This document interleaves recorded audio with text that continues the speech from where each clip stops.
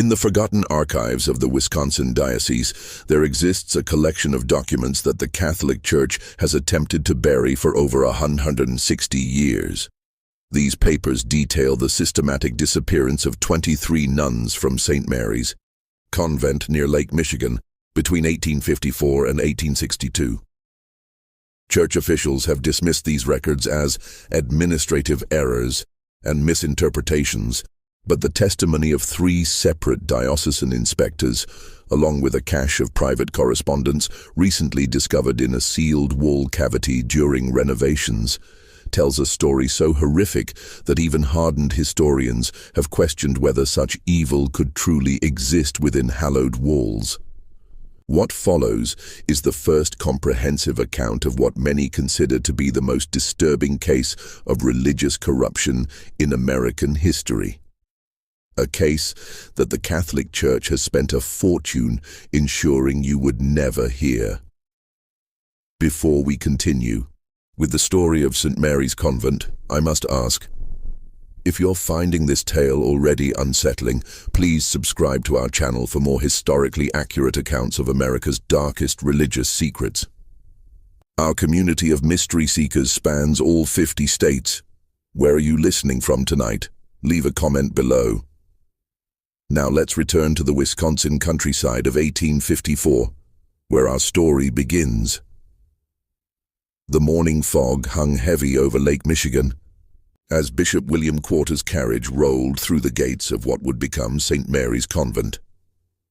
The Catholic Church had purchased the sprawling estate, a former lumber baron's mansion surrounded by 30 acres of dense woodland, with the intention of establishing the first major Catholic institution in the largely Protestant Wisconsin territory. This strategic expansion was part of a broader push to establish Catholic influence in America's rapidly developing frontier regions, where Protestant denominations were already gaining significant footholds. The limestone mansion with its 3 imposing wings and bell tower stood in stark contrast to the humble wooden churches that dotted the Wisconsin landscape. The central building, constructed in 1842, featured Gothic arches and narrow windows that seemed to watch like eyes over the surrounding countryside. 2 wings extended from either side, the east wing intended for the nuns' quarters, the west for the proposed orphanage and infirmary. Behind the main structure stood a small chapel, its spire rising above the treetops, visible from miles away across the flat Wisconsin plains. Local Protestant families viewed the arriving nuns with suspicion, their black habits and Irish accents, marking them as outsiders in a community dominated by German and Scandinavian settlers. The region's residents, primarily Lutheran and Methodist, had grown accustomed to the simple democratic structure of their own religious communities. The hierarchical nature of Catholicism, with its rituals and secrets, felt foreign and threatening. On the day of the convent's consecration, a small crowd gathered outside the gates. "Papists," muttered Elijah Hoffman, a respected elder at the local Lutheran church, as he watched the black-robed figures process into the chapel. "They'll bring their foreign ways here, corrupt our children with their idolatry." His companion, Wilhelm Schmidt, nodded grimly. "My grandfather fled Germany to escape the Catholics' persecution. Now they follow us even here." This sentiment, though not universal, reflected the deep religious tensions that would form the backdrop for the tragedy to come. "St. Mary's will serve as a beacon of God's mercy in this wilderness," Bishop Quarter announced to the small gathering of clergy and local dignitaries at the consecration ceremony. His voice echoed through the newly completed chapel, where morning light filtered through simple stained glass windows, casting pools of colored light across the wooden pews. Under the guidance of Mother Superior Catherine Murphy, this convent will offer shelter to orphans, comfort to widows, and healing to the sick. The bishop's Boston accent echoed off the stone walls as he introduced the 3 women who would lead the convent: Mother Superior Catherine, Sister Elizabeth Foster, and Sister Margaret Clark, all from established convents in the East. Mother Superior Catherine stood tall and imposing in her crisp black habit, her sharp features and penetrating gaze commanding instant respect. At 42, she carried herself with the confidence of a woman accustomed to authority.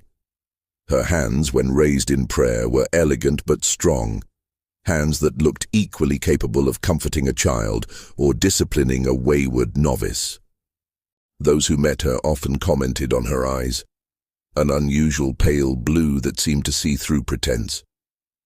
Mother Catherine comes to us with the highest recommendations, the bishop continued. Her work at St. Augustine's in Boston has prepared her well for the challenges of frontier religious life. Sister Elizabeth, 38, with her perpetual smile and soft voice, would oversee the orphanage.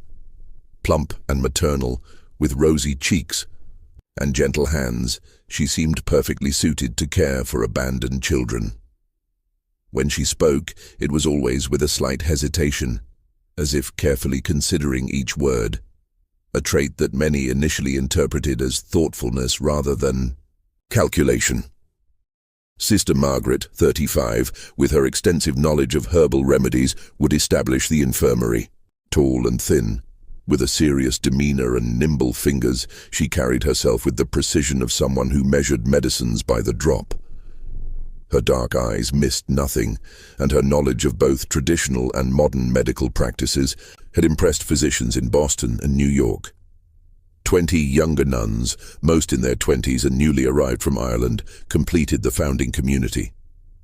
They stood in a perfect line, habits crisp, heads bowed in appropriate humility, as Bishop Quarter blessed each by name. Sister Agnes O'Connor, Sister Bernadette Walsh, Sister Teresa Donovan, Sister Mary Collins, young women who had left behind family and homeland to serve God in a strange new country. Their faces, though solemn during the ceremony, occasionally betrayed their youth and uncertainty when they thought no one was watching. "The Lord has called us to this wilderness," Mother Catherine addressed her sisters that first evening, candlelight casting long shadows across the refectory. The smell of fresh bread and weak tea hung in the air, and the chill of the Wisconsin autumn seeped through the stone walls despite the large fireplace at the room's end. "We will face hardships unknown to our Eastern counterparts. We will encounter suspicion from those who fear our faith. But we shall overcome through devotion and sacrifice." The young nuns, far from home and family, clung to her words like a lifeline in this strange new world. Sister Agnes whispered to Sister Bernadette as they prepared for bed that night, their narrow cots separated by barely an arm's length in the dormitory-style sleeping quarters. "Do you think the locals will ever accept us?" Her voice trembled slightly, betraying the brave face she had maintained all day. Sister Bernadette squeezed her hand in the darkness. "They feared our Lord too at first. We must show them through our works that we mean only good." The whispered conversation ended abruptly at the sound of footsteps in the corridor. Mother Catherine making her rounds, ensuring all was in order on their first night. The convent quickly established itself as a functioning religious community. The daily rhythm of prayers began with matins at 3 a.m., the bells toll cutting through the pre-dawn darkness, summoning sleepy nuns from warm beds to cold chapel floors. The distinctive drone of Latin chants filled the chapel 7 times daily, from those early morning prayers through to Compline at 9 p.m. The sound became as much a part of the local landscape as the wind through the pines or the distant lowing of cattle. Between prayers, the nuns operated a small orphanage for abandoned children, tended the sick in a modest infirmary, and maintained extensive vegetable gardens. Their days followed a strict schedule: prayer, work, simple meals, brief recreation, more prayer. A rhythm designed to focus the mind on God and service rather than individual comfort or desire. By the winter of 1854, the orphanage housed 12 children, mostly the offspring of Irish immigrant laborers who had died in railway or lumber accidents. Sister Elizabeth oversaw their care with apparent tenderness, teaching basic letters and numbers alongside Catholic doctrine. On Sundays, local families would sometimes visit after Mass, bringing small treats for the children and occasionally inquiring about adoption. Sister Margaret's infirmary began modestly but quickly gained respect among local families. Her knowledge of traditional remedies, poultices for inflammation, herbal teas for fevers, special compresses for chest ailments, proved effective, especially during the harsh Wisconsin winter when doctor visits required dangerous travel through snow-choked roads. Their self-sufficiency impressed even the most skeptical neighbors, and gradually the local attitude shifted from suspicion to grudging respect. "They keep to themselves, but they do good work," admitted Elijah Hoffman grudgingly to his congregation after Sister Margaret had successfully treated his grandson's persistent cough. "Their ways are not our ways, but perhaps there is room for different paths to heaven in this big country." Sister Agnes O'Connor, at 23, was among the youngest nuns at St. Mary's. Her letters home to Ireland, preserved in the Dublin Diocesan Archive, provide a rare glimpse into the early days of the convent. Her careful penmanship filled pages with observations about her new life, though close readers might note the gradually changing tone as months passed. "The work is harder than I ever imagined," she wrote in December 1854, the paper bearing smudges, suggesting tears had fallen as she wrote. "My hands are raw from washing linens in ice-cold water, and the chapel stones feel like ice beneath our knees during morning prayers. But Mother Catherine assures us that our sacrifices please God.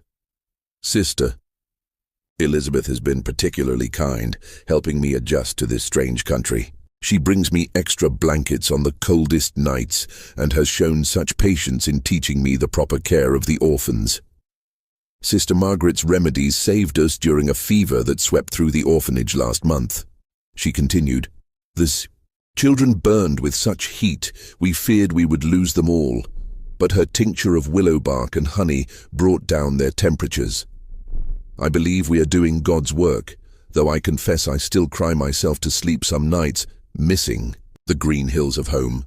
What these letters do not reveal, what Sister Agnes herself might not have fully comprehended, were the subtle changes already taking place within St. Mary's walls.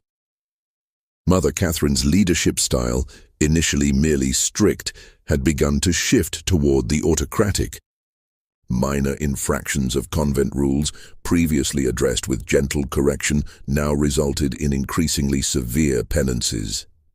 Sister Josephine Brady's hands shook as she attempted to darn a tear in her habit one evening in January 1855.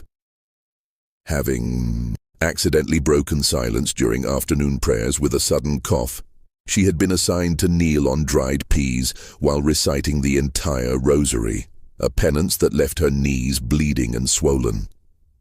Sister Mary Collins helped her thread the needle, their eyes meeting in a moment of silent sympathy. "Do not draw attention to her weakness." Mother Catherine's voice cut through the quiet workroom, causing both women to startle. She had entered silently, a skill that increasingly unsettled the younger nuns. "Sister Josephine must learn that. Discipline is the cornerstone of devotion. Each of you would do well to remember that."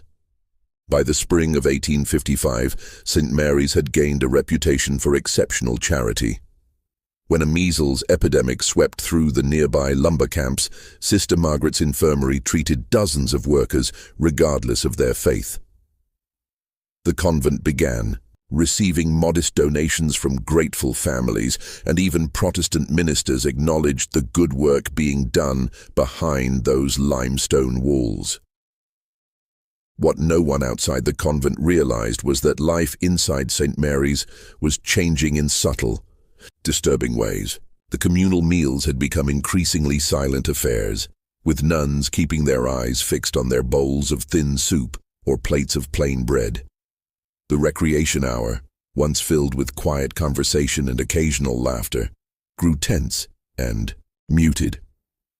Young women who had crossed an ocean together, bonded by shared purpose and faith, now moved like shadows, careful not to draw attention. The first strange occurrence came in April 1855, when Sister Agnes failed to appear for morning prayers. Her absence was immediately noticed. One empty place in the chapel where 20 nuns should stand in perfect formation. The other sisters exchanged quick, concerned glances as Mother Catherine entered, her expression unreadable in the dim candlelight. "Sister Agnes has been called to assist at our mission in Minnesota," Mother Catherine announced to the bewildered community at breakfast, her tone brooking no questions. Her departure was sudden, as such callings often are. "We shall all pray for her success in this new endeavor." Sister Bernadette's spoon clattered against her bowl.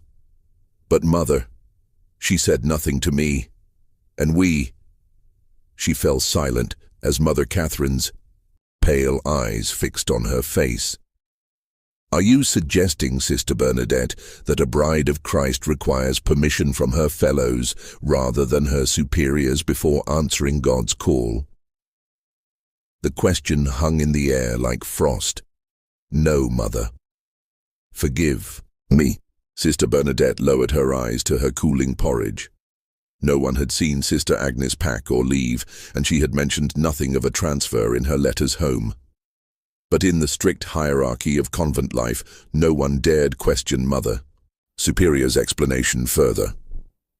That evening in the dormitory, several nuns noticed Sister Agnes's few possessions: her prayer book, the small wooden rosary her mother had given her, the extra woolen stockings for Wisconsin winters, were gone, as if she had indeed packed and departed. But Sister Mary Collins, whose cot had been beside Agnes's, whispered to Sister Teresa Donovan during their brief moments alone in the garden.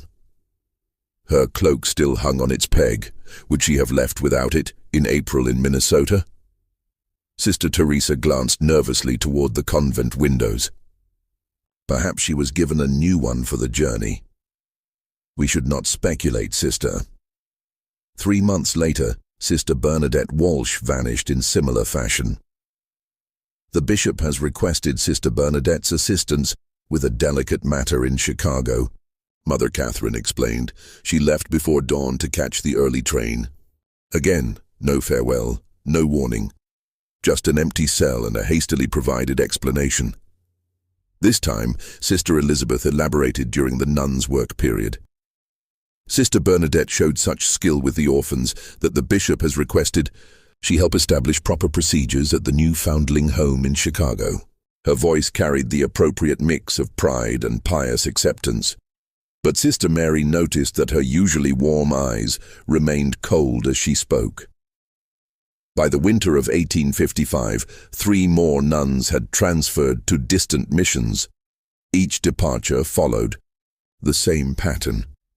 A young nun, usually one who had drawn attention for her beauty or gentle nature, would simply fail to appear one morning. Mother Catherine would announce her reassignment, always to a location too distant for easy verification. Letters sent by worried families to these supposed new assignments would return months later with brief, oddly formal responses that provided few details of their new lives. The responses, when examined years later by handwriting experts, would all be identified as written by the same person, not the missing nuns themselves. Sister Teresa Donovan was one of the few who dared voice concerns, tall and strong from years of farm work before taking her vows with a directness unusual. In convent life, she had already drawn Mother Catherine's disapproval for questioning the increasing severity of penances assigned to younger nuns. "It seems strange that Rome would request so many transfers without proper documentation," she whispered to Sister Mary Collins as they worked in the garden in the summer of 1856, their fingers stained with soil as they harvested early carrots. The garden had expanded that year, with a new section dedicated to medicinal herbs that Sister Margaret tended personally behind a high fence that none but she and Mother Catherine could enter. "And have you noticed it's always the youngest and prettiest who are called away?" Sister Teresa continued, her Irish brogue thickening as it always did when she was upset. First Agnes with her golden hair, then Bernadette with those lovely, singing voice, then Catherine with her perfect complexion and Josephine with her... She trailed off as a shadow fell across the garden bed. Sister Mary hushed her immediately, glancing nervously toward the convent windows where Sister Margaret stood watching, her thin face expressionless. Mother Catherine has her reasons. We must trust in her wisdom. The following week, Sister Teresa was gone. Called to a contemplative retreat in Montreal was the official explanation provided at morning prayers. Sister Mary, now thoroughly frightened, kept her head down and her thoughts to herself. That evening, as she made her bed, she found a small piece of paper tucked beneath her pillow. A page torn from Sister Teresa's prayer book with a hastily scrawled message in the margin. Something is wrong. If I disappear, tell Father Ryan. The sight of her friend's handwriting, the ink still relatively fresh, sent a chill through Sister Mary that had nothing to do with the autumn air seeping through the stone walls. By 1857, the pattern had become impossible to ignore within the convent walls. Of the original 20 junior nuns, only 12 remained. The official explanations continued: special missions, retreats, transfers to nursing positions during disease outbreaks. To the outside world, St. Mary's continued to function normally. Local families still brought sick relatives to Sister Margaret's infirmary. Orphans still received care in Sister Elizabeth's orphanage. Sunday visitors saw nothing amiss in the solemn processions of black-clad figures moving from chapel to garden to refectory. But inside those limestone walls, fear had become a tangible presence. The remaining nuns spoke in whispers, avoided being alone, and watched in terror as their numbers dwindled. Mother Catherine's leadership grew more authoritarian. Minor infractions of convent rules resulted in severe penances, days of fasting, nights spent in prayer on cold stone floors, public confessions of increasingly intimate sins. Sister Claire O'Donnell, discovered with a small piece of chocolate sent by her family, was forced to kneel before the entire community and confess to gluttony and deception unworthy of a bride of Christ. Mother Catherine assigned her to fast for 3 days, taking only water and a single piece of bread at evening meal. When Sister Claire fainted during chapel prayers on the 2nd day, it was Sister Margaret who revived her with smelling salts. Her thin lips curved in what some later described as a smile. One unusually cold night in January 1858, Sister Mary Collins awoke to muffled sounds from the cell next to hers. Through the thin wall, she could hear Sister Rebecca Murphy sobbing, then a sharp whisper she recognized as Mother Catherine's voice. "You will come with us now. Make any noise, and you'll regret it." The sound of shuffling feet followed, then silence. Sister Mary lay frozen in her narrow bed, heart pounding so loudly she feared it would betray her wakefulness. The floorboards in the corridor creaked. 1, 2, 3 sets of footsteps moving away from Sister Rebecca's cell. Then a sound that would haunt Sister Mary's dreams for years to come. A muffled cry, quickly silenced, followed by what sounded like a body being dragged rather than walking of its own accord. The next morning, Mother Catherine announced that Sister Rebecca had been called to serve at a frontier mission in the Dakota Territory. The native children there require instruction, and Sister Rebecca's patience with the orphans has prepared her well for this holy task. Mother Catherine's pale eyes swept the refectory, lingering momentarily on Sister Mary. We shall miss her, gentle presence, but rejoice in God's purpose for her talents. Sister Mary, shaking with fear, managed to maintain her composure through morning prayers. Her rosary beads clicked between trembling fingers as she mouthed the familiar prayers, her mind racing with terrible possibilities. What had happened to Sister Rebecca? What had happened to all the others? That afternoon, while sweeping the corridor outside Mother Catherine's office, she overheard a disturbing conversation. The heavy oak door was not quite closed, and voices carried clearly to where Sister Mary stood, dust brush suddenly motionless in her hand. "The doctor says this one will fetch a higher price." Sister Elizabeth's usually gentle voice had taken on a cold, calculating tone that Sister Mary would not have recognized had she not been listening at that very door. "He says men pay extra for the innocent ones."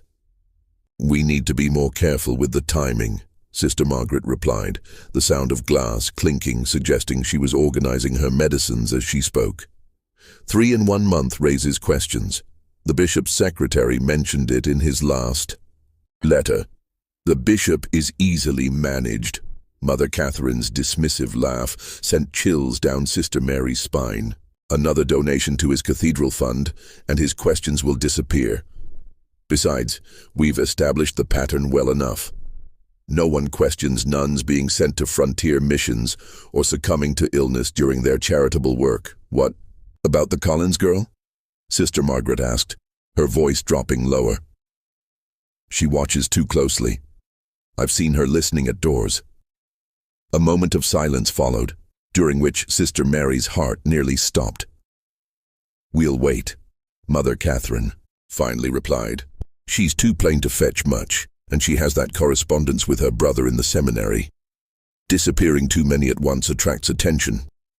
Rebecca will keep the doctor's clients satisfied for now." Sister Mary fled before she could be discovered, her mind racing. What had happened to her missing sisters? What terrible fate had befallen Sister Rebecca just last night? And who was this doctor they mentioned? The pieces began to fall into terrible place in her mind. The missing nuns, always the youngest and most attractive.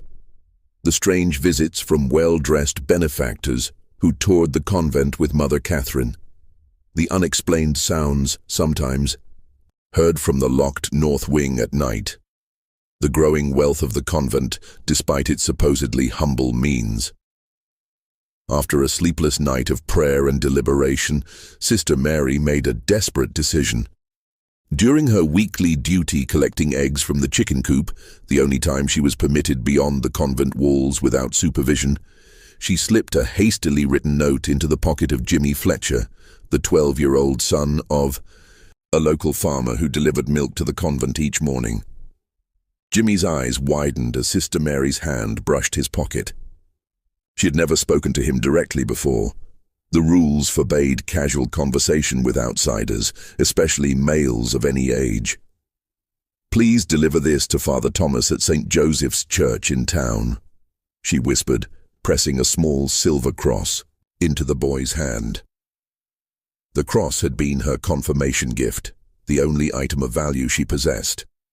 "Tell no one else. Lives depend on it." The boy nodded solemnly, his freckled face serious beyond his years. "Yes, sister, I promise." The note, which has been preserved in diocesan records, read simply, "Something evil happens at St. Mary's.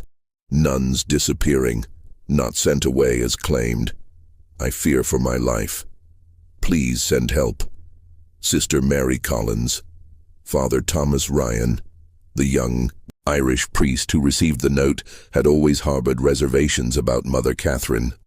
During his monthly visits to offer Mass at the convent, he had noticed the dwindling number of nuns and found Mother Catherine's explanations vague and inconsistent. But as a mere parish priest, he had limited authority to question a Mother Superior. Father Ryan paced his small study, the worn floorboards creaking beneath his feet as he read and reread Sister Mary's desperate message. The silver cross lay heavy in his palm. He recognized it as the type given to young women at confirmation, not something a nun would part with lightly. The urgency of the message, combined with his own growing concerns, demanded action. But what action could he take against a Mother Superior, especially one as well-connected as Catherine Murphy? Rather than confronting Mother Catherine directly, Father Ryan traveled to Milwaukee to speak with his superior, Bishop John Henney. "Thy journey took a full day by horseback, the late winter roads alternating between ice and mud. He arrived at the bishop's residence with his cassock spattered and his resolve firm.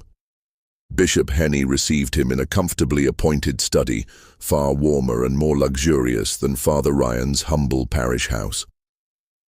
Construction of Milwaukee's New St. John's Cathedral dominated the conversation initially, the bishop proudly showing architectural drawings and discussing funding with animation. "It will be the finest cathedral west of New York," Bishop Henny declared, his German accent still pronounced despite decades in America. "A proper monument to our faith in this Protestant wilderness." Father Ryan nodded appropriately, waiting for an opening to introduce his concerns. When the bishop finally asked about his parish, the young priest carefully laid out his observations. The dwindling number of nuns at St. Mary's, the inconsistent explanations, and finally the desperate note from Sister Mary. The bishop's expression changed as Father Ryan spoke, his initial warmth giving way to a careful neutrality. "These are serious accusations, Father," he said, setting aside the silver cross without examining it closely. "Mother Catherine has explained each transfer to my satisfaction. But Your Excellency, 8 nuns have disappeared in less than 3 years, Father Ryan pressed. "No documentation has been provided for these transfers. No one has received consistent correspondence from these women after they supposedly left. The frontier missions require educated women," the bishop replied, with finality, rising from his chair to indicate the meeting was concluding. "I'll not have you spreading rumors that could damage the Church's reputation in this Protestant region. Mother Catherine has been most generous in supporting our cathedral building fund. Her spiritual leadership is beyond reproach." As the bishop ushered him out, he added with a note of warning, "Focus on your parish duties, Father Ryan. Leave the administration of convents to those appointed by God for that purpose." Father Ryan left the bishop's office discouraged but not deterred. If the proper channels would not address his concerns, he would need to find another way to investigate the mysterious disappearances at St. Mary's. The opportunity came in March 1858, when Bishop Henny assigned Father Ryan to collect the annual financial reports from parishes and religious institutions throughout the diocese. This official capacity gave him legitimate reason to examine St. Mary's records and perhaps find evidence of what had happened to the missing nuns. The March winds cut through Father Ryan's heavy coat as his horse-drawn buggy approached St. Mary's. The convent looked different somehow, the gardens more neglected, the windows darker, despite the mild spring weather that should have brought the nuns outdoors for their work. The bell tower that had once rung clearly for each divine office now sounded less frequently, its tone somehow muted. He was met at the door by Sister Elizabeth, whose customary smile seemed strained. Dark circles beneath her eyes suggested sleepless nights, and her typically neat habit showed small signs of neglect, a missing pin, a slight stain on the white collar. "Father Ryan, we weren't expecting you today," she said, her surprise poorly concealed. "Mother Catherine is indisposed today," she continued, leading him to a small cold parlor rather than the comfortable study where he usually met with the Mother Superior. "She asks that you leave the diocesan forms, and she will complete them by week's end."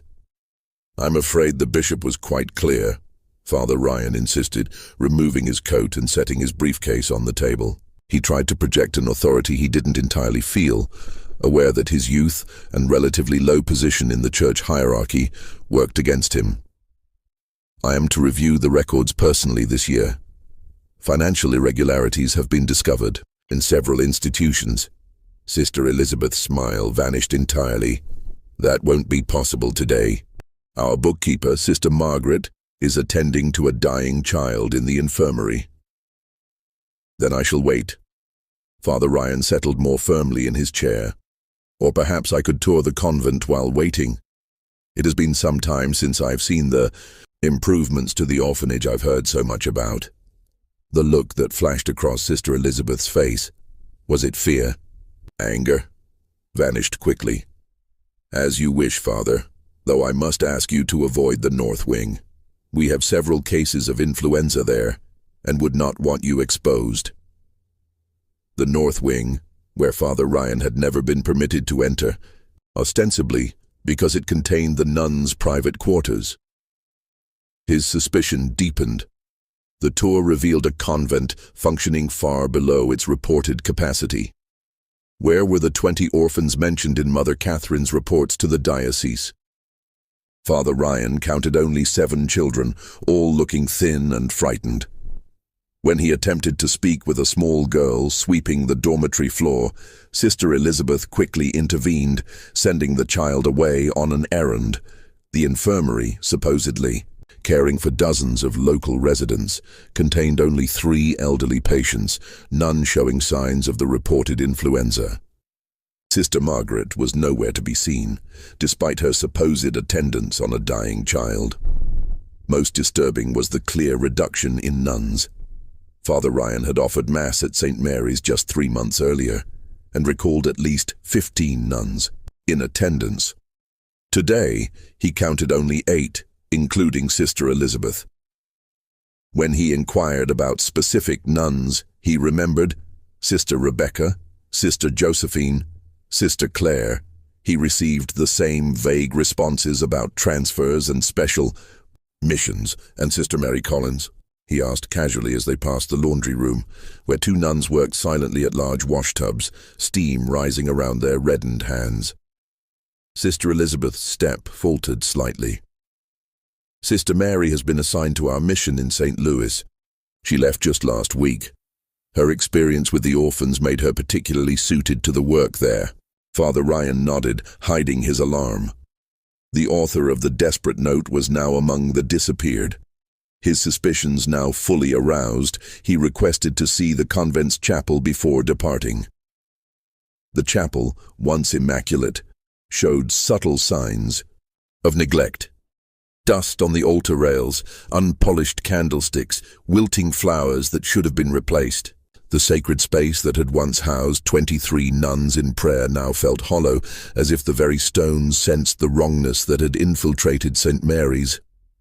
While Sister Elizabeth was momentarily distracted by a message from a novice, Father Ryan slipped through a side door he knew led to the residential wing. The corridor was eerily silent for mid-afternoon. Many of the cells stood empty, personal items gone, as if their occupants had indeed departed. As he turned to leave, a barely audible sound caught his attention. Something between a whimper and a moan coming from behind a heavy wooden door at the end of the corridor. The door, unlike the others, had a substantial iron lock. Father Ryan approached cautiously, listening intently. The sound came again, definitely human, definitely distressed. Is someone there? He whispered through the keyhole. Do you need help? A moment of silence, then a hoarse female voice.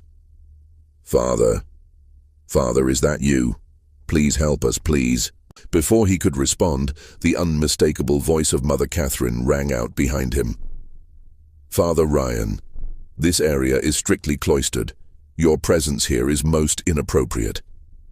He turned to find Mother Catherine flanked by Sister Margaret, and a large man he didn't recognize, not dressed as clergy or medical personnel, but in the rough clothing of a laborer, with arms thick as tree trunks and a face set in a threatening scowl. Forgive me, Mother, Father Ryan managed, struggling to keep his voice steady. I became turned around after visiting the chapel. Mother Catherine's pale eyes assessed him coldly. She had lost weight since he'd last seen her, her habit hanging loosely on her frame, but her authority seemed only to have intensified. This wing houses sisters under special spiritual direction. Their seclusion is essential to their devotional practice. I heard someone calling for help, Father Ryan countered, gathering his courage. You heard Sister Anne in the midst of her spiritual exercises, Sister Margaret interjected smoothly. Some of our more dedicated sisters practice mortification of the flesh. Their cries can be misinterpreted by those unfamiliar with advanced devotional practices. "Mr. Callahan will show you out." Mother Catherine nodded to the burly man. "We will send the financial reports to Milwaukee by week's end." The man named Callahan stepped forward, his posture suggesting he was accustomed to enforcing Mother Catherine's will through means not entirely spiritual.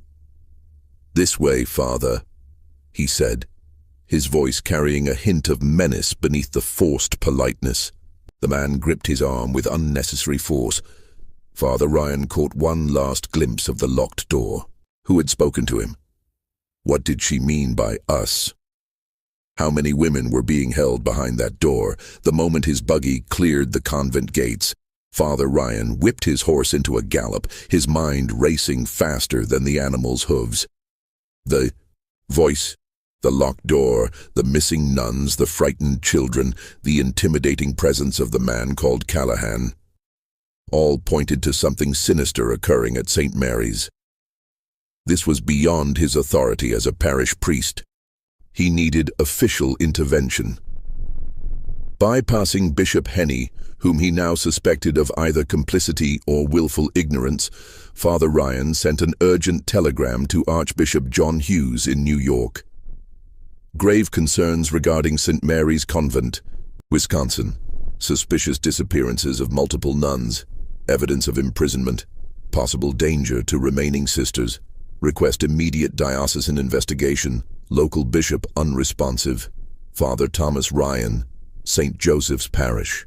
If you're feeling a chill down your spine as our story unfolds, you're not alone. Our community of mystery seekers often reports physical reactions to these dark historical accounts.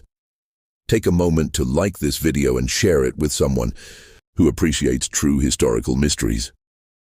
Your engagement helps us continue uncovering America's hidden secrets. Now, as we return to 1858, a storm is brewing over St. Mary's Convent that will reveal horrors beyond imagination.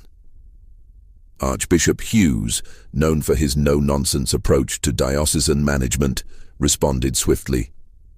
Rather than alerting Bishop Henny, he dispatched his personal secretary, Monsignor Patrick Kelly, to conduct a surprise inspection of St. Mary's. Monsignor Kelly arrived unannounced at the convent gates on April 17, 1858, accompanied by Father Ryan and two senior priests from neighboring parishes. The spring day dawned clear and mild, the kind of day that typically filled Wisconsin farmers with hope for the coming planting season. But as the clerical party approached St. Mary's, a sense of foreboding seemed to hang over the limestone buildings. Ravens circled the bell tower, their harsh cries breaking the morning stillness. The reception they received spoke volumes. Mother Catherine, usually composed and commanding, appeared flustered by their arrival, her pale face flushed with what might have been anger or fear as she recognized Monsignor Kelly's official robes and the sealed documents he carried. The convent itself seemed in disarray, with nuns scurrying about in what appeared to be panicked activity. Through an open window, Father Ryan glimpsed two young nuns hastily carrying armfuls of papers toward the kitchen, where the large cast-iron stove burned regardless of the season's warmth. The acrid smell of burning paper drifted through the courtyard. "This is most irregular, Monsignor," Mother Catherine protested as the clerical party entered the main hall. Her voice, usually controlled and melodious, had taken on a brittle edge. "We have protocols for official visitations. Bishop Henny always sends word weeks in advance, which is precisely why Archbishop Hughes instructed me to forego such notification," Monsignor Kelly replied coolly. In his 50s, with silver hair and the weathered face of a man who had seen both war and peace, the Monsignor projected an authority that even Mother Catherine seemed unable to challenge directly. "I have here a letter bearing the Archbishop's seal, authorizing a complete inspection of this institution, its records, and all its residents. I trust you will cooperate fully." Mother Catherine's eyes darted briefly to Sister Margaret, who stood half hidden in a doorway, her thin face unreadable. Some silent communication seemed to pass between them before Mother Catherine turned back to Monsignor Kelly with a forced smile.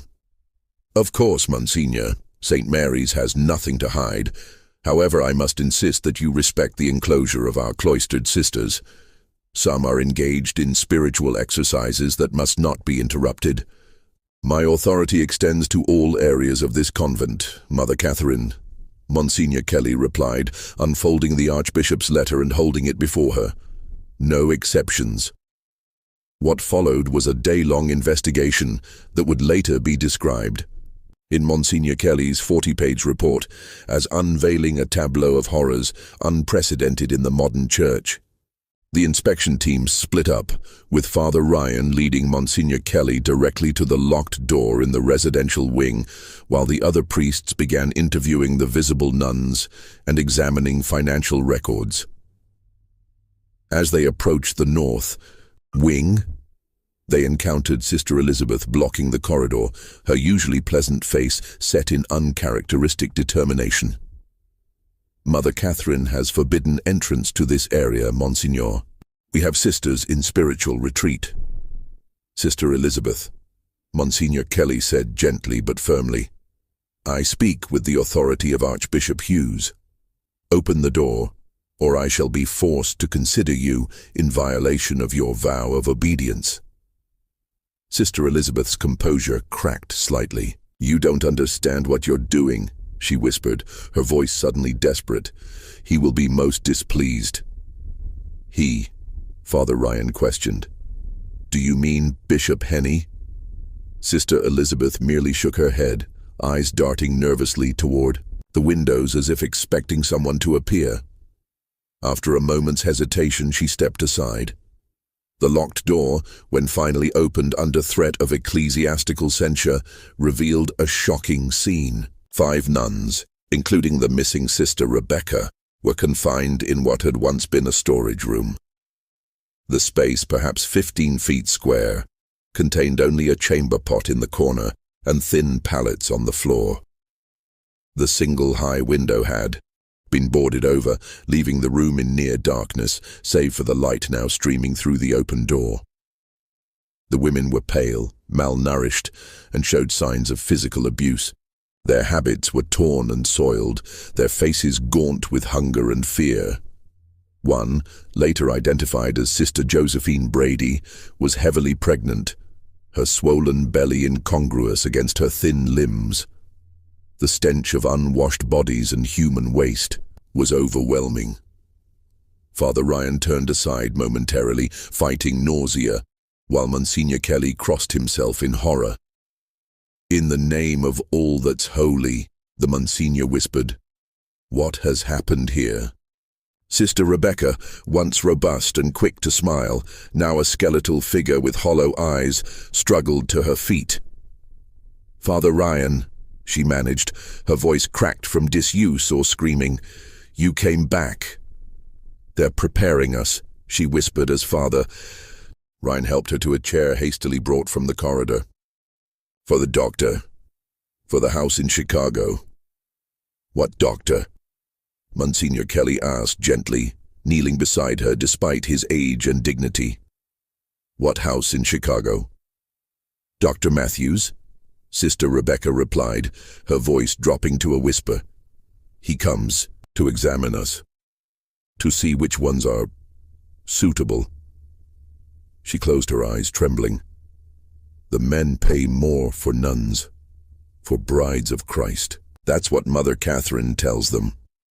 While Father Ryan and Monsignor Kelly attended to the imprisoned nuns, ensuring they received water, food, and medical attention, the other priests made equally disturbing discoveries elsewhere in the convent. In Sister Margaret's private quarters, accessible only through a hidden door in the infirmary, they found shelves lined with suspicious medicines, laudanum, chloroform, and other substances typically used for rendering patients unconscious. A leather-bound journal detailed treatments, administered to various nuns, with clinical notes about their responses and suitability for transportation.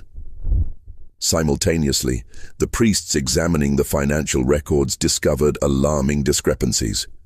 While the convent reported minimal income from donations and manual work, its accounts showed regular, substantial deposits, far more money than a frontier convent could legitimately earn. Most disturbing were coded entries referring to packages delivered and special commissions completed, each corresponding to the disappearance of a nun. Transferred Sister Agnes O'Connor, 4 May 1855, commission $400, read one entry.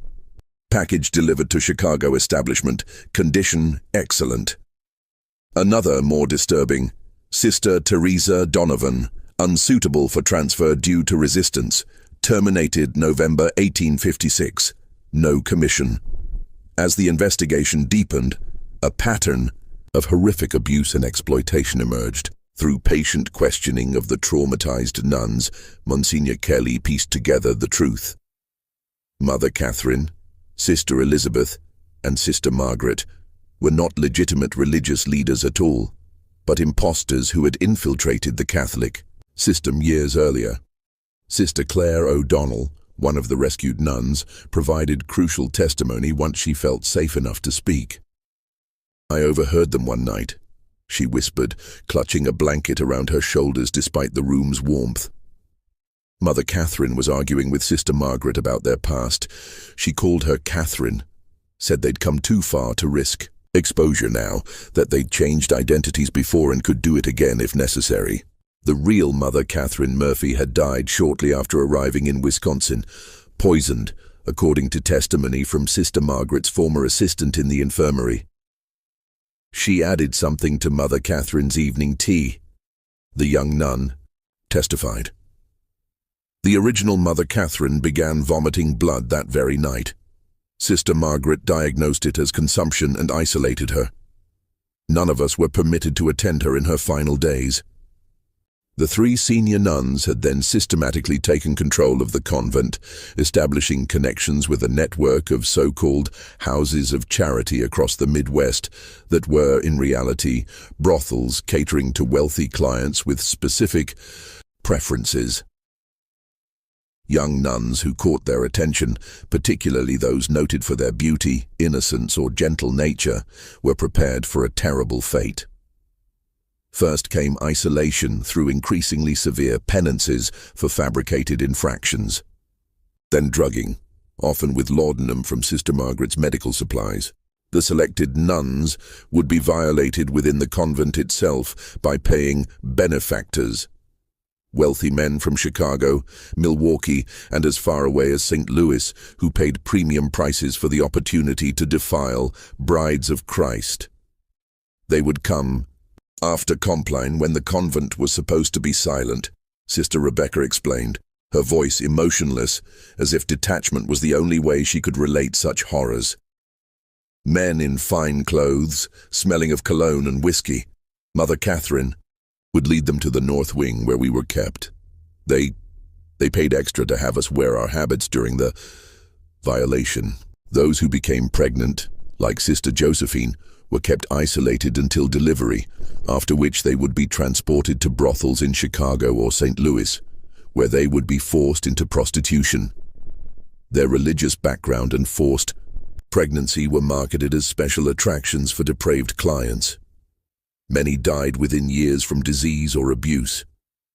Sister Margaret examined us regularly, Sister Rebecca continued. She kept records of our monthly cycles. If we missed our bleeding, she would laugh and tell Mother Catherine we'd be especially valuable now. The men paid more for those carrying children. The orphanage served as both cover and additional source of victims. Older girls approaching puberty would suddenly be adopted by generous benefactors, in reality sold to the same network of brothels. Boys were indeed placed with families, but as unpaid farm laborers, with Mother Catherine collecting substantial placement fees. Most horrifying were the fates of those who resisted too strongly or threatened to expose the operation. Sister Teresa Donovan, who had questioned the disappearances, had not been sent to Montreal as claimed. According to testimony from Sister Rebecca, Teresa had been held in the locked room for weeks, repeatedly assaulted, and when her spirit remained unbroken, strangled by the man called Callahan. Her body, along with those of at least 3 other nuns who had similarly resisted, lay buried in unmarked graves in the convent's vegetable garden. "Mother Catherine made us watch," Sister Claire said, tears streaming down her face. She said, "It was a lesson in obedience." Sister Teresa fought until the end. She was praying the rosary even as Callahan tightened the rope around her neck. As evening fell on that fateful April day, Monsignor Kelly ordered the immediate closure of St. Mary's Convent. The surviving nuns were removed to safety, local authorities were notified, and guards were posted to prevent anyone from fleeing or removing evidence. Mother Catherine, Sister Elizabeth, and Sister Margaret were placed under ecclesiastical arrest, confined to their cells under watch until civil authorities could take custody. "I was following orders," Sister Elizabeth whimpered as she was led to her cell. "Mother Catherine said it was God's will, that the money was needed for the church's greater glory." Mother Catherine maintained a stone-faced silence, her pale eyes revealing nothing of her thoughts as the door closed on her temporary prison. Only Sister Margaret showed emotion, a strange half-smile playing at her thin lips as she was led away. "You understand nothing of what you've discovered," she told Monsignor Kelly. "We serve a higher purpose than you can imagine." But the church's attempt to handle the matter discreetly soon unraveled. Mr. Callahan, the burly enforcer who had been absent during the inspection, returned after nightfall. Finding the convent under guard, he fled to Chicago, where he apparently warned his associates. By the time local sheriffs arrived the following morning with arrest warrants, Mother Catherine and Sister Margaret had somehow escaped their confined quarters. Only Sister Elizabeth remained, found kneeling in the chapel in a state of catatonic shock. "The window was still locked from the inside," reported the priest who had been guarding Mother Catherine's room. "The door showed no signs of forced exit. It's as if she vanished into thin air." More likely, the convent's long history had provided secret passages unknown even to the church authorities. Escape routes perhaps dating back to the building's origins as a lumber baron's mansion, where illicit meetings and emergency departures might have been anticipated in the rough frontier days. The subsequent civil investigation uncovered the full extent of the operation. Financial records seized from Mother Catherine's hidden safe revealed transactions totaling over $100,000, equivalent to roughly $3 million today, over 8 years. Coded ledgers identified 23 nuns and 17 orphaned girls who had been trafficked to brothels across the Midwest. Correspondence with business partners in Chicago, St. Louis, and even New Orleans detailed the specialized services offered and the premium prices commanded. "A genuine sister of charity, untouched before our establishment, minimum $300, read one letter to a Chicago brothel owner. Special requests, habit, religious implements, additional $50 per session. Pregnant sisters command $500 for exclusive patrons. Most damning was a small leather notebook found sewn into Sister Elizabeth's mattress. The notebook contained dates, names, and horrific details of the fates of each disappeared nun. Some entries were clinically detached. Sister Agnes, delivered to Chicago Operation September 1855, valued at $400.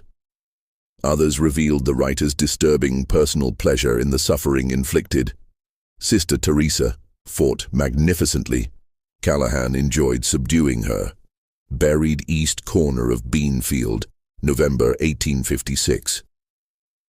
The notebook also contained references to the doctor, evidently Dr. William Matthews, a once-respected physician from Chicago whose career had ended in scandal after allegations of inappropriate conduct with female patients. According to the notebook, Dr. Matthews provided medical examinations of the nuns, certifying their health and, most disturbingly, their virginity, a feature that significantly increased their value in the brothels. Dr. M confirms, Sister Rebecca suitable for premium placement, one entry noted. Recommends maximum usage before transfer to ensure appropriate behavior in Chicago establishment. The investigation extended to the convent grounds, where, guided by the notebook's cryptic references, authorities excavated several areas of the vegetable garden. There they found the remains of 4 nuns, buried in shallow graves among the bean plants and herbs. Forensic examination, primitive by modern standards but thorough for the time, confirmed Sister Rebecca's account. These women had died by strangulation, their bodies disposed of without ceremony or marker. One victim, identified as Sister Mary Collins by a small medallion of St. Bridget found with the remains, appeared to have been buried more recently than the others. The soil over her grave was barely settled, suggesting she had been killed just before or during Father Ryan's fateful visit, perhaps after delivering the note that ultimately led to the convent's exposure. Sister Elizabeth Foster, born Margaret Wilson, according to subsequent investigation, was the only one of the 3 leaders to face justice. Found mentally unfit to stand trial, she was committed to the Wisconsin State Asylum, where she died in 1863, having never spoken another word. Her medical records, preserved in state archives, describe her as catatonic except during night hours, when she screams about the master coming to punish her betrayal. Mother Catherine Murphy, real name unknown, and Sister Margaret Clark, identified later as Catherine Donovan, no relation to the murdered Sister Teresa, disappeared completely. Unconfirmed reports placed them in New Orleans, then Havana, operating similar schemes with young women immigrants, but they were never apprehended. A nationwide alert distributed their descriptions to law enforcement agencies across the country. Mother Catherine was described as approximately 45 years of age, 5 feet 8 inches tall, blue eyes, graying brown hair, speaks with slight Boston accent, carries herself with unusual authority. Sister Margaret was approximately 40 years of age, 5 feet 10 inches tall, very thin build, dark eyes, black hair with premature gray streaks, speaks precisely, knowledge of medical terminology. Despite these detailed descriptions and a substantial reward offered by both civil authorities and the church, the women seemed to vanish into America's vast frontier. Occasional reports would surface, 2 women matching their descriptions, seen boarding a steamboat in New Orleans or establishing a ladies' finishing school in Havana. But by the time authorities investigated, the women would be gone. Mr. Callahan, identified as James Callahan of Chicago, was captured 6 months later in a brothel raid and hung for the murder of a police officer during his arrest. Before his execution, he confirmed many details of the St. Mary's operation, but claimed ignorance of the leaders' whereabouts. They planned for this, he told the prison chaplain the night before his execution. Mother Catherine always said they had escape routes prepared, new identities waiting. They'd done it before, she said, changed their skins like snakes when necessary. When pressed about the references to the master found in Sister Elizabeth's writings, Callahan became agitated. Don't ask about him, he warned. He's not someone you want to know, not someone you want knowing you. Whether this master was a religious delusion, a code name for a high-ranking accomplice, or something else entirely, remains one of the unsolved mysteries of the St. Mary's case. No further documentation ever established his identity or confirmed his existence beyond these cryptic references. The church moved quickly to contain the scandal. Bishop Henney was quietly removed to a monastery in Europe, where he spent his remaining years in what church documents described as prayerful reflection on his administrative failings. His personal correspondence, however, suggests a man haunted by more than mere negligence. The blood of those poor women cries out to heaven, He wrote to a fellow bishop in 1860, "I cannot sleep for hearing their voices. Mother Catherine assured me the funds were for missionary work. I never questioned. God forgive me, I never questioned." The convent buildings were demolished, the land sold, and the proceeds used to establish a legitimate orphanage in Milwaukee. No mention was made in official church communications of the bodies discovered on the grounds or the crimes committed within those walls. The site was deconsecrated in a private ceremony attended only by Monsignor Kelly and Archbishop Hughes, with no public announcement. The surviving nuns were dispersed to convents across the country, each required to sign confidentiality agreements that would excommunicate them if they ever spoke of what had occurred at St. Mary's. Most lived out their lives in silent obedience, their trauma unaddressed, their suffering unacknowledged. Sister Josephine Brady gave birth to a daughter 2 months after her rescue. Despite her pleas to keep the child, church authorities placed the infant with a Catholic family in Pennsylvania, with strict instructions that the circumstances of her birth remain secret. This separation compounded Sister Josephine's trauma, and historical records indicate she died by suicide in 1861, leaving behind a letter that read simply, "I cannot forget. I cannot forgive. Not them, not the church, not myself. May God have mercy on us all." Sister Rebecca Murphy became an unlikely voice for reform within the church. Rejecting the imposed silence, she left religious life and, using the name Rachel Martin to avoid church censure, published an anonymous account titled The Dark Convent in 1865. Though the book was denounced by Catholic authorities as Protestant propaganda and quickly suppressed, surviving copies reveal a detailed account that aligns precisely with the official investigation records. In the book's conclusion, she wrote, "What happened at St. Mary's was not merely the work of 3 evil women who infiltrated holy orders. It was enabled by a system that values silence over truth, institution over individual, reputation over justice. Until the Church confronts this fundamental flaw, there will be other St. Mary's, other victims, other crimes hidden behind sacred walls." The suppression of the Dark Convent was swift and nearly complete. Church authorities purchased and destroyed every copy they could locate. Catholic newspapers denounced it as anti-Catholic fiction and scurrilous propaganda. Protestant publishers, while initially eager to promote a work that confirmed their suspicions about Catholic institutions, became wary of legal action and ceased printing the book after its first run. Rachel Martin herself disappeared from public record after 1866. Some evidence suggests she relocated to California, where she established a home for women in difficult circumstances, an early form of shelter for abuse victims. If so, she carried the lessons of St. Mary's into a life dedicated to preventing similar suffering, though history has largely forgotten both her work and her witness. Father Thomas Ryan, whose persistence had uncovered the horror, was initially praised for his actions. However, as the church hierarchy began to worry about the scandal's potential damage, he found himself reassigned to a remote parish in northern Minnesota. His personal journal, discovered after his death in 1886, reveals his ongoing struggle with what he had witnessed. "I cannot forget the faces of those poor women, betrayed by those who claimed to represent Christ's church. I hear their cries in my dreams. I see Sister Rebecca's hollow eyes. I wonder about those we could not save, whose suffering continues in those houses of sin. Has God forgiven us for failing them? Has He forgiven the church for silencing the truth?"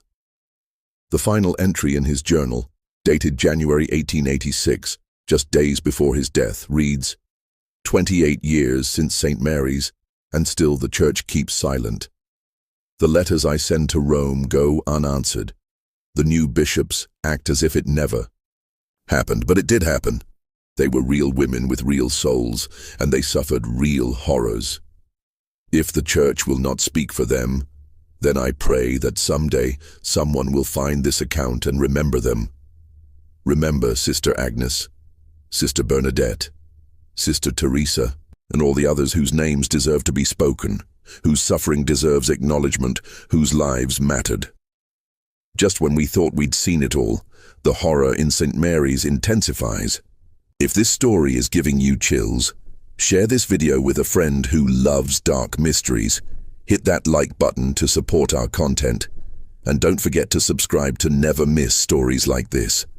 Let's discover together what happens next, as we uncover the final disturbing chapter of this American tragedy. The aftermath of the St. Mary's tragedy extended far beyond Wisconsin. The operation's exposure led to increased scrutiny of Catholic institutions throughout the Midwest, with diocesan inspectors conducting surprise visits to convents, orphanages, and schools.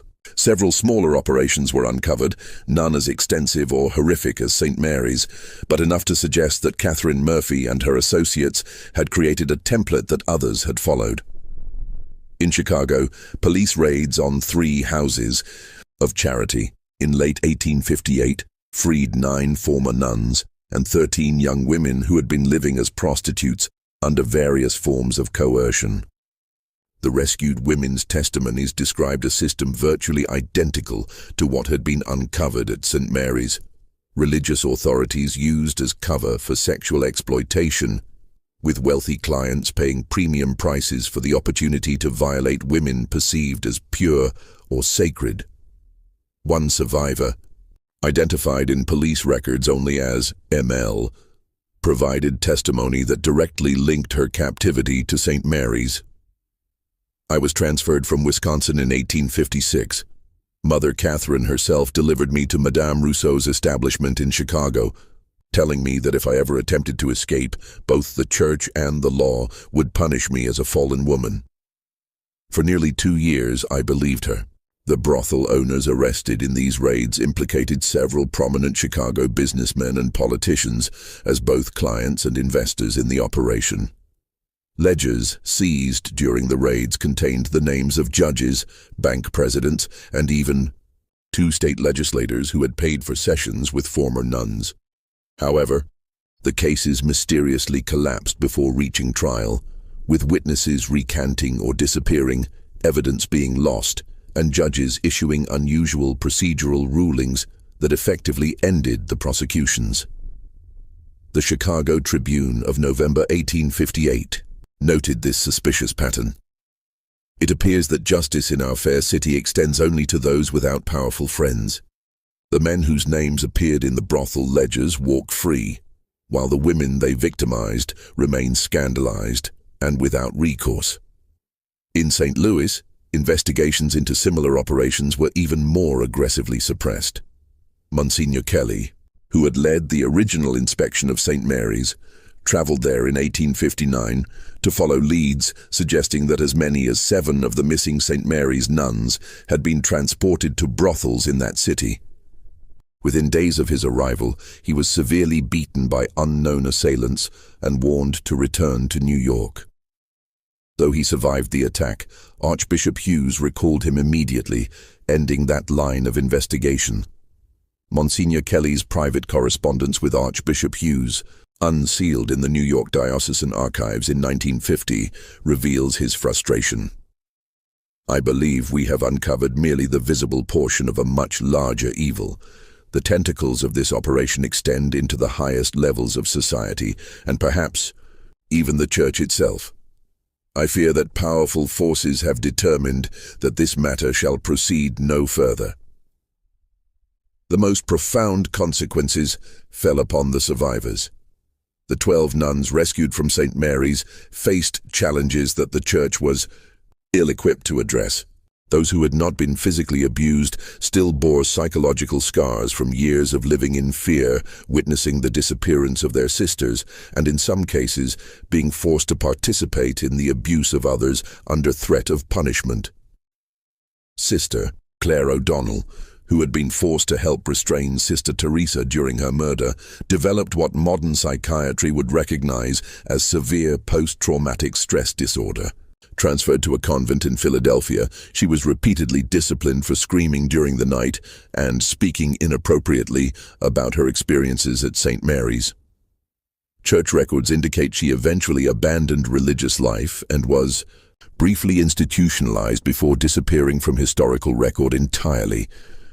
The 5 women rescued from the locked room, Sisters Rebecca Murphy, Josephine Brady, Claire O'Donnell, Maria Fitzpatrick, and Anne Sullivan, had experienced the worst of the abuse. Their subsequent fates reflect the inadequate response to trauma in the 19th century, particularly within religious institutions that prioritize silence and forgiveness over healing and justice.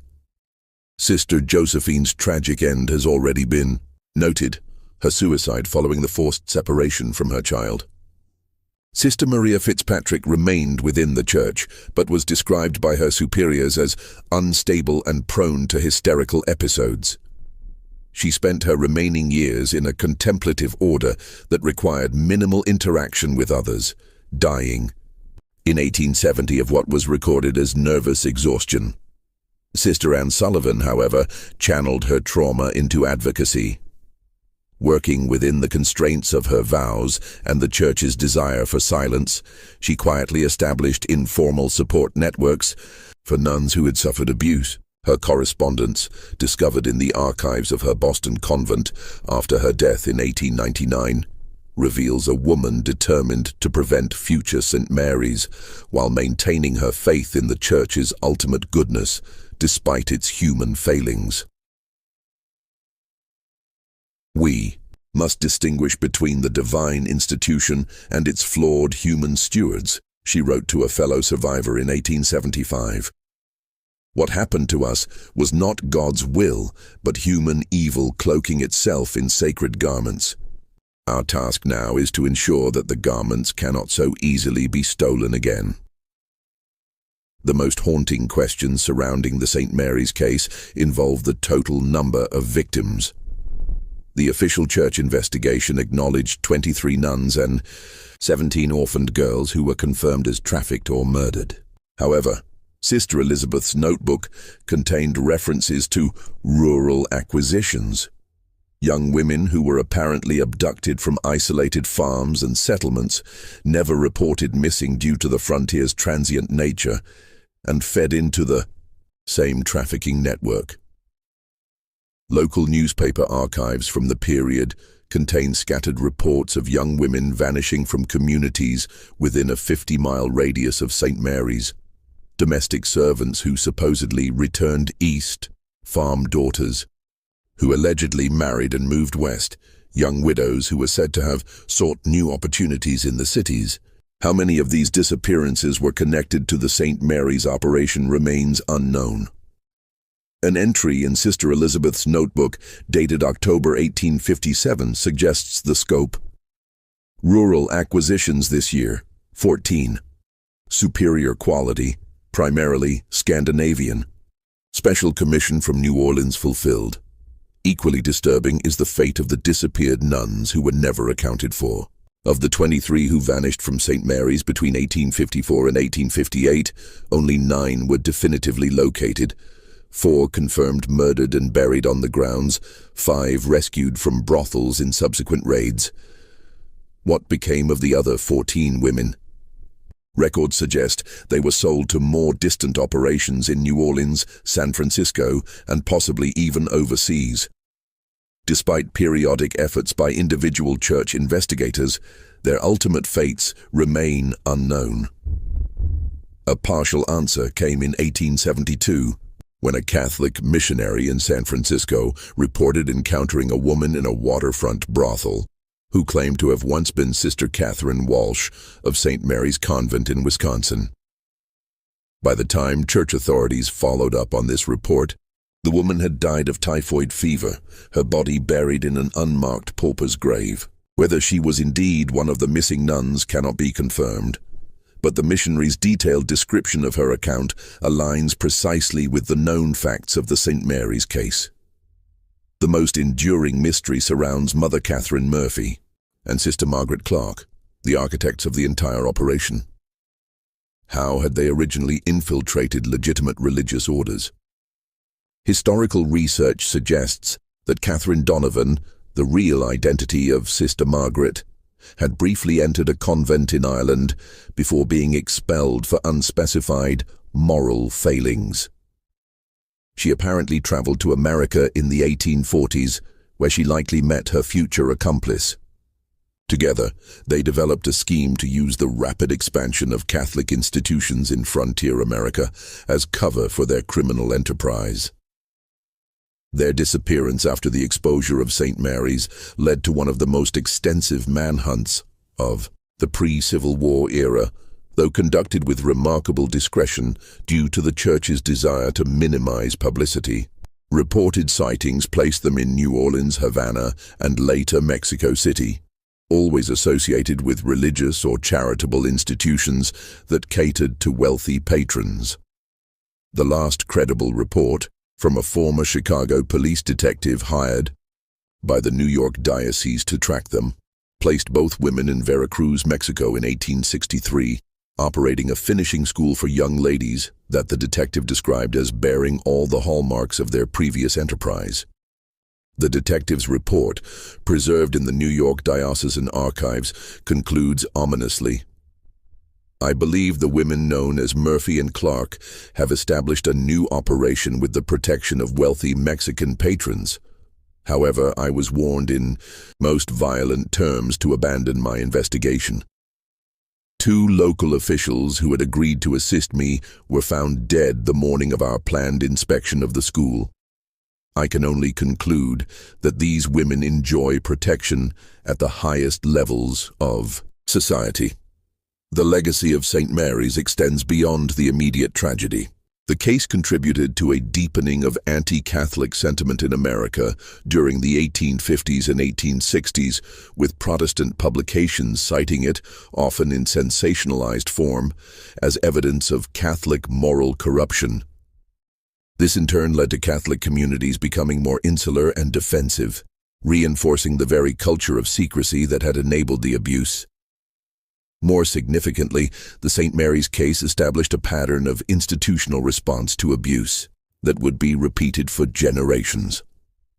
Initial investigation, limited accountability focused primarily on direct perpetrators, protection of higher authorities who enabled through negligence or complicity, relocation of survivors to ensure their silence, and ultimately, a return to institutional normalcy with minimal structural reform. Archbishop Hughes, in private correspondence with Vatican officials that remained sealed until 1975, acknowledged this systemic failure while defending the Church's handling of the case. "We have removed the immediate cause of scandal and provided for the care of the victims. However, I must express my concern that our system of oversight contains fundamental flaws that permitted such horror to continue unchecked for years. I recommend a complete review of how we select and monitor those in positions of authority within our institutions." His recommendations, however prescient, appear to have been quietly filed away rather than implemented. The Church's preference for handling such matters internally and discreetly would persist well into the modern era. The physical traces of St. Mary's Convent have been systematically erased. The demolished buildings left no visible foundation.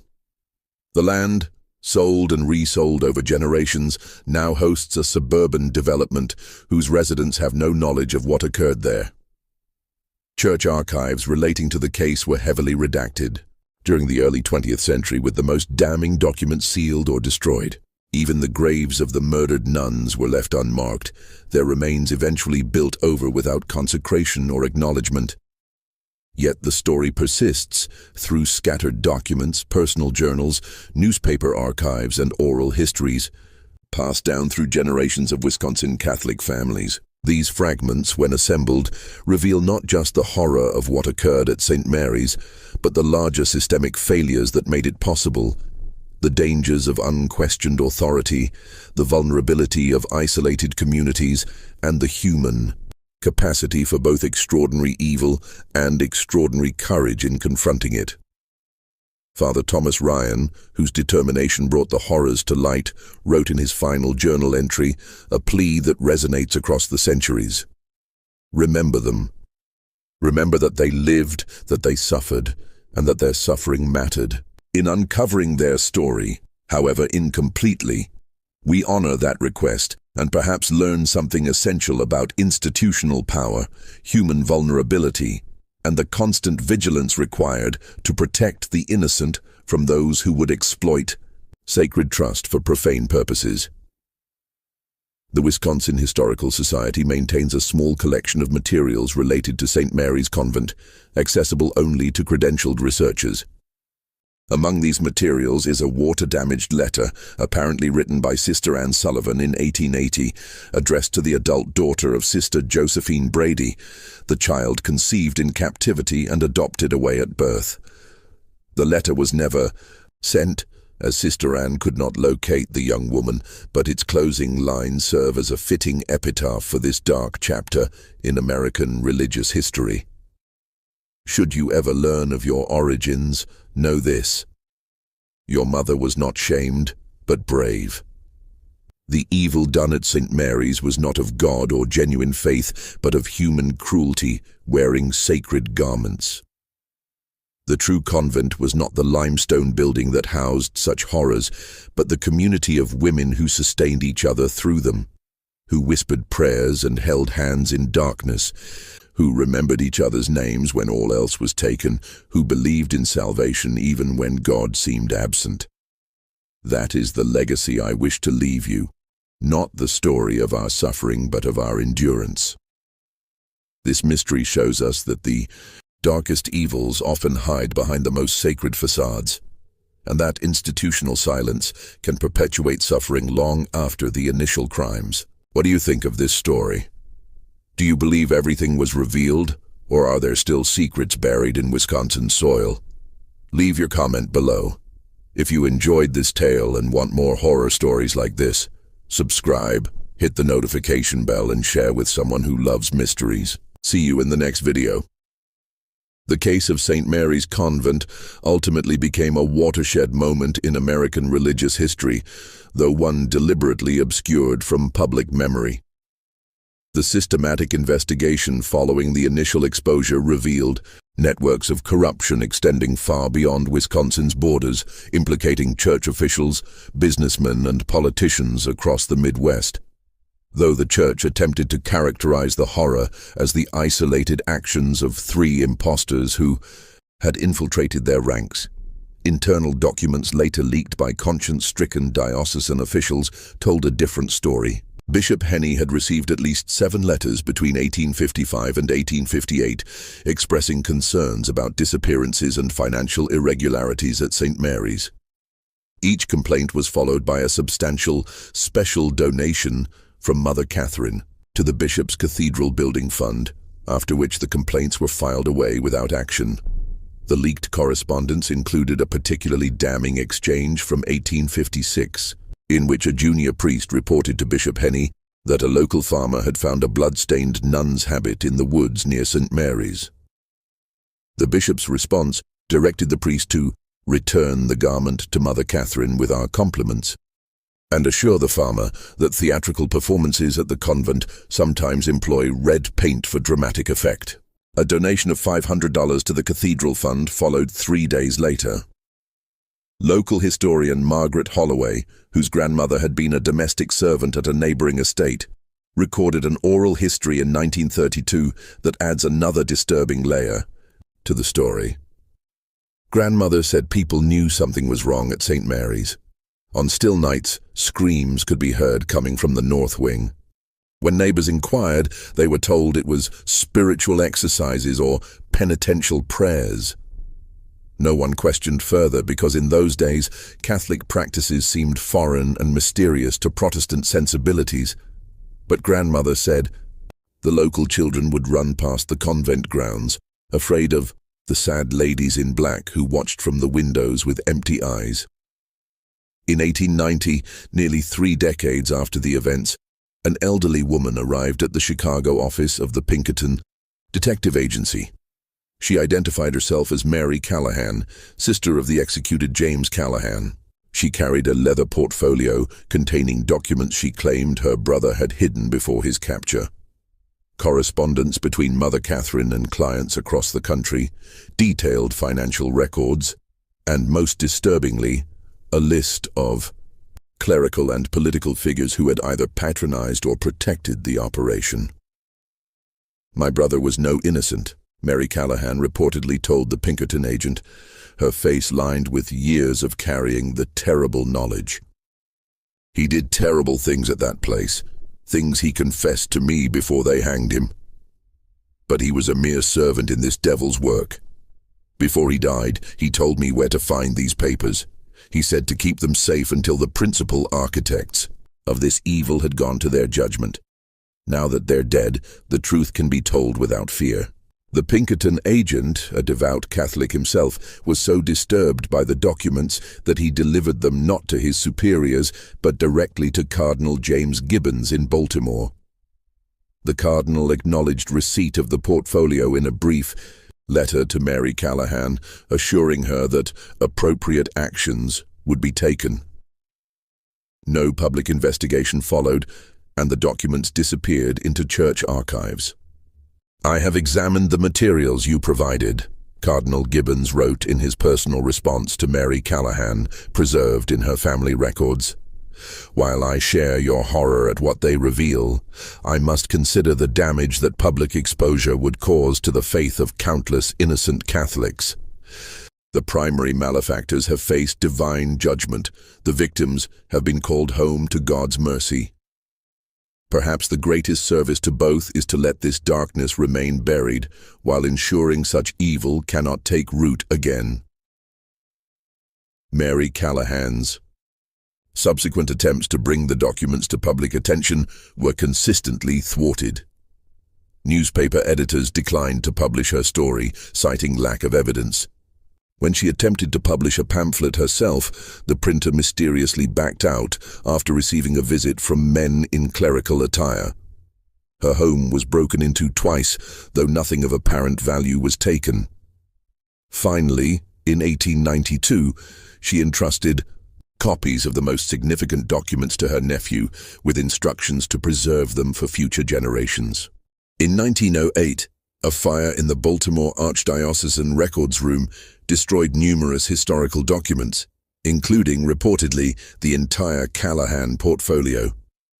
Church officials described the fire as an unfortunate accident, though former employees later claimed it had been suspiciously contained to specific document sections. "Only the St. Mary's records and similar sensitive materials were destroyed," alleged Thomas Moran, a former diocesan archivist, in a deathbed statement recorded by his son in 1947. "I was instructed to ensure those specific documents were stored together against all proper archival practice. When the fire occurred, it consumed exactly those shelves and no others. Draw your own conclusions." The final confirmed chapter in the St. Mary's saga came in 1912, when workers renovating an abandoned mansion in Veracruz, Mexico, discovered a hidden room containing the mummified remains of two elderly women. Among their possessions were Catholic, religious items, forged identification documents in multiple names, and a substantial quantity of American and Mexican currency. Most telling was a small golden locket containing a miniature painted image of St. Mary's Convent as it had appeared. In the 1850s, the bodies were seated in chairs facing each other, reported La Verdad de Veracruz on March 12, 1912.